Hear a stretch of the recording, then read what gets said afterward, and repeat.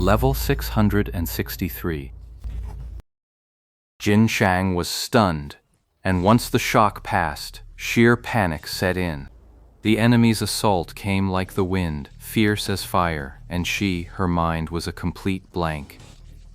She had never faced such a ferocious charge. Her mind couldn't keep up. Her experience failed her. She was completely lost, with no idea what to do. On top of that, this team of theirs was cobbled together on a whim, relying purely on numbers to overwhelm the enemy. There was no strategy, no coordination. They hadn't given any of it a second thought. Sure, there were a few friends among them, some habitual Murkic, but it didn't matter. Faced with the enemy's relentless assault, everyone was just like Jin Shang. They had no idea where to even begin, no clue how to find a way through the opponent's defense. Except for a few, the ones under attack, who'd instinctively flinch when the blade came down on their heads. But what good could that resistance possibly do? Those players who had just dodged the dark cloak and were still recovering their positions could only watch as their comrades, bound by the cloak, were all killed in an instant. Their attacks swept in without pause, and in an instant, 2 more players fell. Up to this point, they hadn't done any damage, aside from blocking Lord Grimm's umbrella shield once and breaking the ice wall once. The team that had once charged together to shatter the ice wall now had only 3 members left.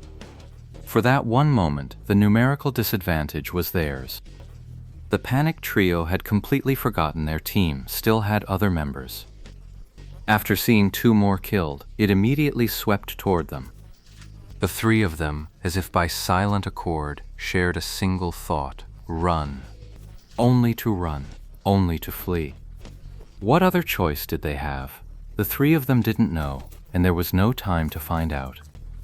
They were already fast enough in their escape, but one figure crouched low and flashed in front of them, while another appeared directly above. Blade draw, ninja art, crow drop. The shadow clones of Lord Grimm and Deception materialized and unleashed 2 skills in an instant.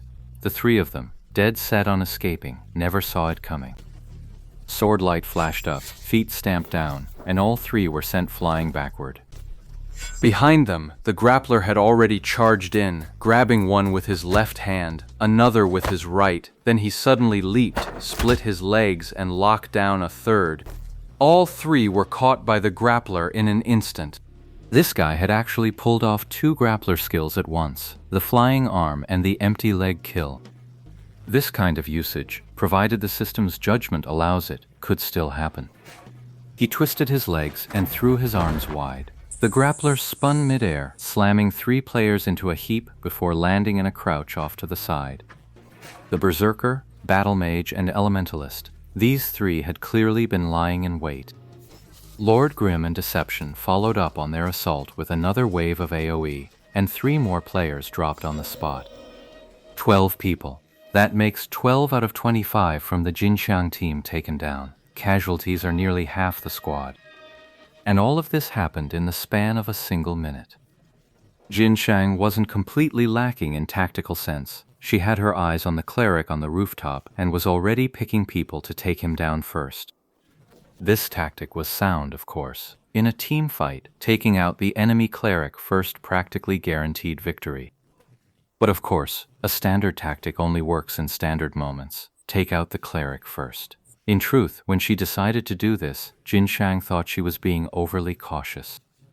This was hardly an ordinary moment. With such a massive numerical advantage on her side, why bother with all this scheming? Now she understood. It really wasn't a time for conventional tactics. They'd tried to take out the enemy cleric, but their own cleric had been useless the entire fight. Jin Shang seriously doubted that her team's cleric had managed a single effective heal during the entire 12-man wipe. Fast. Too fast. They killed 12 people in a minute. That's AoE speed. But AoE tactics are only used when you have a clear level advantage or a significant numbers advantage. By all logic, Jin Shang figured they should be the ones using that tactic on the enemy. So how had it flipped? Now the enemy was the one slaughtering them with an AoE strategy. Too strong. We need to fall back. None of them were rookies. If they still couldn't tell how outmatched they were after getting beaten this badly, then they really were green. Fall back, I'm calling for backup. Jin Shang quickly added, Trying to slip away? That's a bit much to ask, isn't it? A promise is a promise. I said no one gets away, so no one gets away. Then Yi Shu's voice rang out behind them. Jin Xiang hadn't planned to call for help at all. For one thing, she figured they had enough people. For another, she didn't want too many cooks spoiling the broth. If a piece of gear dropped, there was no guarantee it would end up in her hands. Even within the same guild, trust could be a fragile thing when faced with gear this good. Chen Yehui had clearly accounted for all of this, which was why he made such an arrangement. Forget about sending aid. He even hoped the people from the Herbal Hall and Blue Creek Pavilion would stay as far away as possible. The escape route he'd opened led to a desolate spot, yet now, with Jin Shang's cry for help, Chen Yehui was utterly stunned. Sure, they were up against Ye Qiu, and deception was no slouch either, but 20+ people needing to scream for backup, that was pushing it, wasn't it? If it was just a matter of them slipping away again, Chen Yehui could have swallowed that. He couldn't even handle this? Chen Yehui found that utterly incomprehensible. What's going on? Chen Yehui wanted to ask more, but Jin Shang's message didn't say much. She just tossed a coordinate and asked for help. Did Jin Shang have time to explain? That relentless AoE barrage had already stunned Jin Shang's crew into silence. They lost 12 men in a minute, 1 kill every 5 seconds. How long would it take to send that message? By the time it went through, they'd have caught up and killed me. Jin Shang saw Chen Yehui's reply, but she also saw those people charging at her like madmen. Replying to that message would clearly cost her her life. Jin Shang didn't hesitate. She ignored the message, turned around, and ran. Pure, unadulterated running. No step-by-step escape plan, no tactical retreat. Just a spin on the heel and a press of the forward key, sending her character flying forward like a rocket.